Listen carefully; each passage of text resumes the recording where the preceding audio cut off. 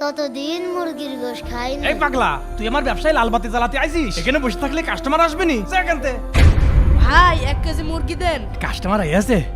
ভাই আমার খুব খিদে লাগাছে, আমার 100 টাকা দেন। এই পাগল, ওই কি শুরু করলি? আমার কাস্টমার খাতাবি তোর একদম। আরে আরে ভাই ছাড়েন, আপনি কেমন মানুষ? আপনি তো পাগলের সাথে এরকম আচরণ করছেন। বাহ, পাগলের জন্য মনে হচ্ছে দরদ উতলায় পড়ছে। ওকে টাকা দেবেন নাকি আপনি? হ্যাঁ আমার দরদ বেশি লাগছে, আমি টাকা দেবো। এই নেমুনি 100 টাকা। আর শোনেন, দরকার হলে আমি প্রত্যেকদিন আসে 100 টাকা করে দিয়ে দেবো, পারলে ঠেকায়েন। আচ্ছা ঠিক আছে। একটা দেখের গত্তা কেনবো?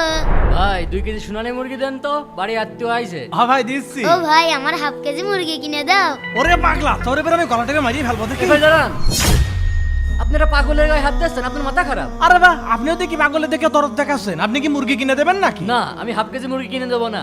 এমনি ধর 1000 টাকা, তুই এখান থেকে মুরগি কিনবি না, তুই বাজারে যে গরু গোশ কিনবি। আচ্ছা আমিও গরু গোশ কিনতে গেলাম, থাকেন আপনি। আরে জান জান, 1000 টাকা। বড় দেনি আল্লাহ হয়ে পড়েছে।